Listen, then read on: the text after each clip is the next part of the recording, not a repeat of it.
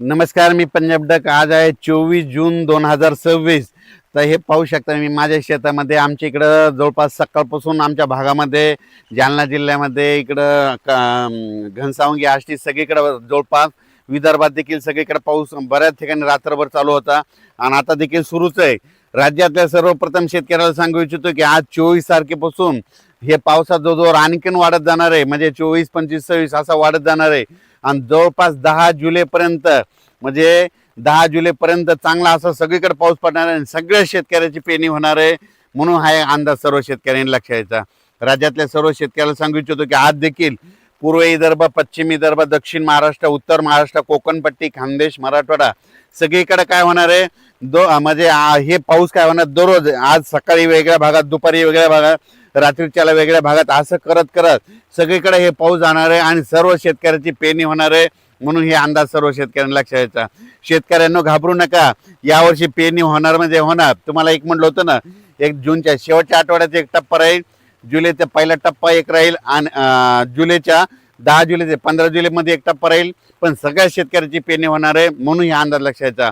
खास करून परत एकदा सांगू इच्छितो, आज देखील मुंबई, पुणे, घाटमाता, नाशिक ह्या पट्ट्यामध्ये रायगड पासून रत्नागिरी ह्या पट्ट्यात आज जोरदार पावसाला सुरुवात होणार आहे. आणि त्याच्यानंतर काय होणार आहे की ते पाऊस संभाजीनगरकडे, उत्तर महाराष्ट्राकडे, जळगाव जिल्हा, धुळे जिल्हा, नंदुरबार जिल्हा, नाशिक जिल्हा, अहिल्यानगर जिल्हा, बीड जिल्हा, परभणी जिल्हा, जालना जिल्हा, बुलढाणा जिल्हा, अकोला जिल्हा, अमरावती जिल्हा, भंडारा, वर्धा, नागपूर, यवतमाळ सगळीकडे हे पाऊस काय होणार आहे. ह्या जवळपास या 3-4 दिवसामध्ये 30 तारखेपर्यंत सगळीकडे पडणार आणि सगळ्या शेतकऱ्याच्या पेरण्या लागणार आहे म्हणून हे अंदाज लक्षात घ्यायचा. त्याच्यानंतर मला सातारा, सांगली, सोलापूर आणि धाराशिव, लातूर जिल्ह्यातले फोन आले, तिकडे पाऊस पडला म्हणजे हे गेलेलंच नाही. तर त्यांच्यासाठी आनंदाची बातमी, त्यांच्याकडं म्हणजे आज 25 म्हणजे 24 आहे, आजच्याला सुरुवात होईल. पण तिकडं मात्र 25 ते 30च्या दरम्यान सोलापूर जिल्हा, लातूर जिल्हा, सांगली जिल्हा, सातारा जिल्हा, कोल्हापूर जिल्हा जोराचा पाऊस पडणार आहे आणि त्यांची देखील पेरणी होणार आहे. म्हणजे पश्चिम महाराष्ट्रात देखील चांगले वडीनाले वाहतील असा पाऊस पडणार आहे म्हणून हा अंदाज सर्व शेतकऱ्यांनी लक्षात घ्यायचा.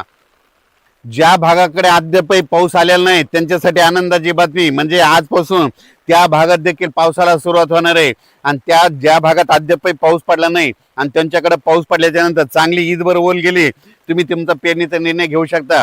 कारण की तुम्हाला सांगू इच्छितो, पावसाळ्यामध्ये कसं असतं, मान्सून आल्याच्या नंतर पहिला पाऊस पडतो आणि त्याच्यानंतर येतच नाही. पण हे अशी परिस्थिती आहे. आज आहे 24 जूनला, आज तुमच्या भागात सुरू झाला, लगेच 2 दिवसानं परत तुमच्याकडे येणार आहे. म्हणजे असं करत करत 10 जुलैपर्यंत महाराष्ट्रामध्ये दररोज वेगवेगळ्या भागात पाऊस पडणार आहे, सगळ्या शेतकऱ्याची पेरणी होणार आहे म्हणून हे अंदाज सर्व शेतकऱ्यांनी लक्षात घ्यायचा. आणि बऱ्याच शेतकऱ्याचे फोन आले की यावर्षी आमचे पाळीव प्राणी आहे, पशुधन आहे, तर त्याबद्दल तळ्यामध्ये पाणी येणार आहे का. त्या जे जे छोटे छोटे तळे, तर तुम्हाला एक उदाहरण सांगतो. धारूरच्या घाटामध्ये खाली एक तळ आलेलं आहे जे पादर तलाव आहे. त्या शेतकऱ्याला सांगू इच्छितो की जुलैच्या पहिल्या आठवड्यामध्ये एक चांगला मोठा पाऊस येणार आहे आणि त्या तळ्यामध्ये आवक येणार आहे.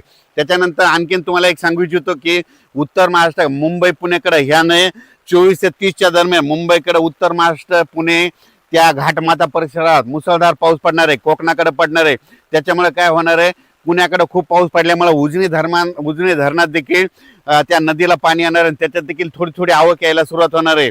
उत्तर महाराष्ट्राकडे पाऊस पडणार आहे, त्याच्यामुळं इकडं निळवंडे धरण, संगमनेरचे 2-4 छोटे छोटे धरणे, त्याच्यात देखील थोडी थोडी आवक येणार आहे म्हणून हा अंदाज लक्षात घ्यायचा.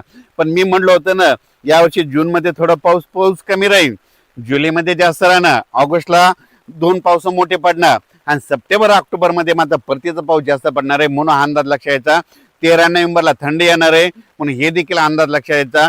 2-3 नोव्हेंबरला एकदा पाऊस येईल आणि 13 नोव्हेंबरला थंडी येणार आहे, हे देखील दीर्घ अंदाज लक्षात घ्यायचा. तसंच जुलैमध्ये देखील काय होणार आहे की जुलैच्या मध्ये 2 जुलै ते 20 जुलैच्या दरम्यान काही ठिकाणी अतिवृष्टी होईल म्हणून हे देखील अंदाज लक्षात घ्यायचा. सगळीकडे होणार नाही, पण काय होणार आहे, एक लो प्रेशरचं रूपांतर चक्रीवादळात होईल आणि ते चक्रीवादळ महाराष्ट्राच्या दिशेने येईल. त्याच्यामुळे काय होणार आहे, जुलैमध्ये देखील अतिवृष्टी होणार आहे म्हणून हे अंदाज लक्षात घ्यायचा. आणि तुम्हाला एक सगळ्यात महत्त्वाचं, हे जे 15-20 दिवस जे पाऊस लांबला होता, 10 दिवस लांबला होता, त्याचं खरं कारण सांगतो.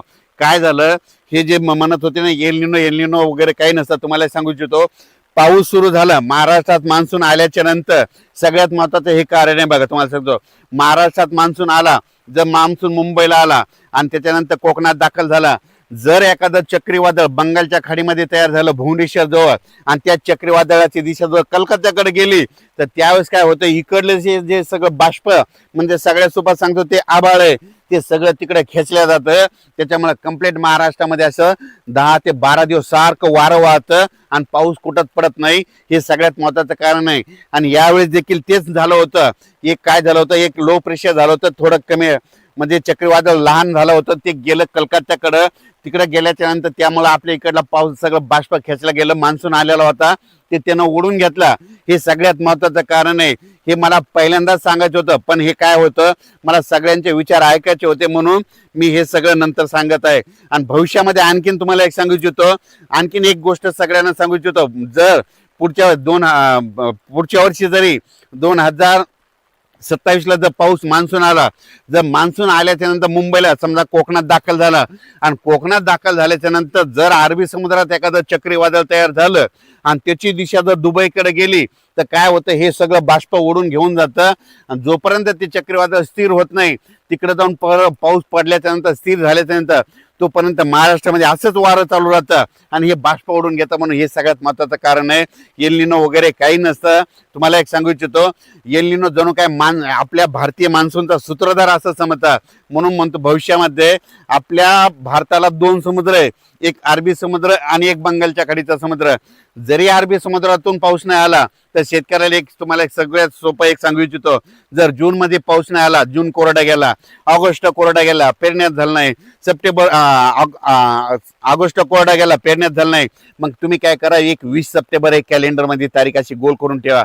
20 सप्टेंबरला दरवर्षी मला जसं कळतंय तसं बंगालच्या खाडीमध्ये एक चक्रीवादळ तयार होतंय आणि ते तिथून मद्रासला येतंय, मद्रासून तेलंगणात येतंय, तेलंगणातून मराठवाड्यात येतंय, मराठवाड्यातून इकडे आयल्यानगर करून इकडं काय होतंय नंदुरबार उत्तर महाराष्ट्राकडे जातंय आणि सगळ्याला 20 सप्टेंबर नंतर पाऊस पडतो. म्हणून ही गोष्ट सगळ्या शेतकऱ्यांना लक्षात यायची. अचानक वातावरण बदल झाला तर परत एक मेसेज दिला जाईल. धन्यवाद.